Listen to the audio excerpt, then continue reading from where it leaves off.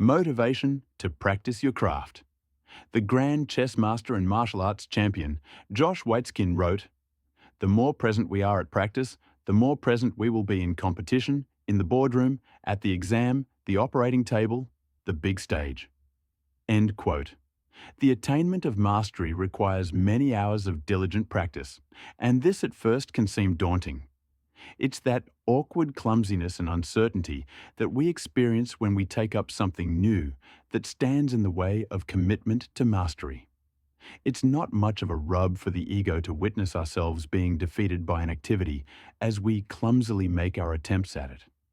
Whether it's making a horrible sound on a musical instrument, losing a tournament, missing the archery target, or dancing like a moron, the experience is never much better than mediocre. But without mastery, deep enjoyment will never come in most activities.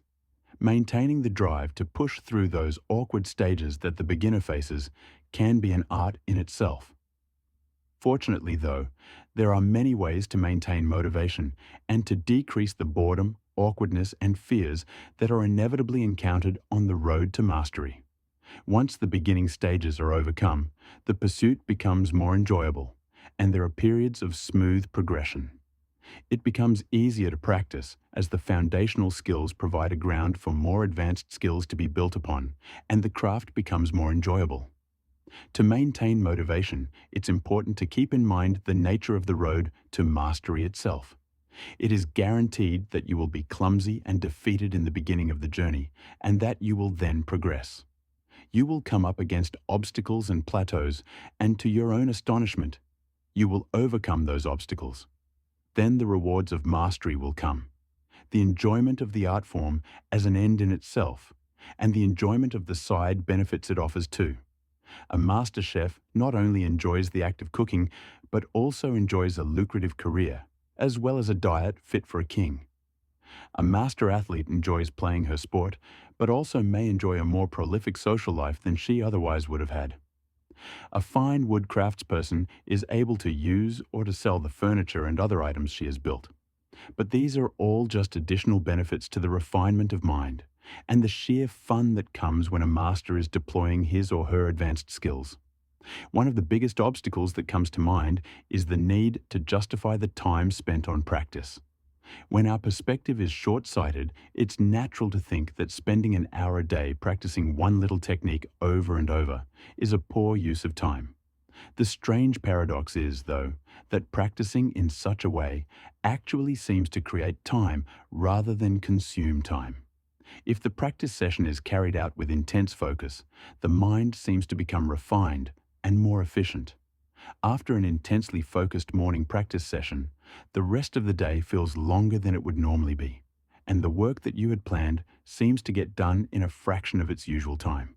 As Jon Kabat-Zinn says, the answer to having either too much time or not enough time is meditation.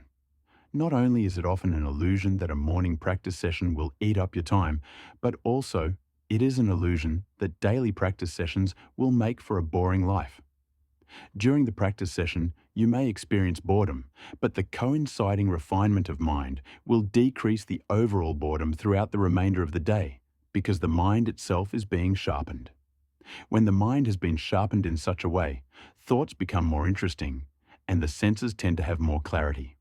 So, if you have decided that the skill you have in mind will be beneficial enough in the long term, then spending an hour a day on practice drills that will develop that skill may be easily justifiable. To drive the motivation to practice home some more, it's helpful to communicate to yourself what the consequences of not practicing are. Writing them down on a single page in point form and reviewing this list of consequences when motivation is sliding can be an effective way to find energy for practice. For example, a consequence of not practicing that is common to all people is that if they never develop mastery in any craft, they will have no choice but to be entertained almost purely by chemicals or by the media, perceiving everything in life as commercial culture delivers it to them. They will have no other means of escaping boredom, and they will likely become a workaholic, regardless of whether they care for the job they find themselves in, simply for the sake of escaping their own head. Taking a long-term perspective and visualizing the benefits of mastery can be an effective way to increase motivation also. Here, it is important to emphasize the connection between the daily practice session and the long-term outcome by meditating on this. The mind is a bit like a garden in that the work and nutrition you put into it grows into something later on.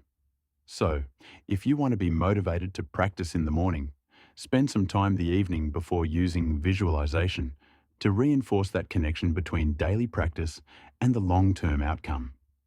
A famous poem goes, "My mind is a garden. My thoughts are the seeds. I can plant flowers, or I can plant weeds." Another important factor in maintaining motivation is to regularly receive positive feedback. Celebrating early wins is crucial. Without these little breakthroughs along the way, the energy to push on will fade. A coach or mentor can be useful in delivering positive feedback for some art forms. However, if the activity is being practiced in privacy, like the early stages of developing songwriting skills, for example, some sort of partner may better be able to provide effective feedback. For example, a songwriter could develop alongside a co-writer or band members. Likewise, an aspiring author could join a writers' club to receive both constructive criticism and positive feedback. Finally, when you feel you have been pushed to your absolute limits, sometimes the best approach is to take a break. Go do something else for a week, a month, or maybe longer, and return with a fresh perspective. It's incredible what the unconscious mind can sort out on its own.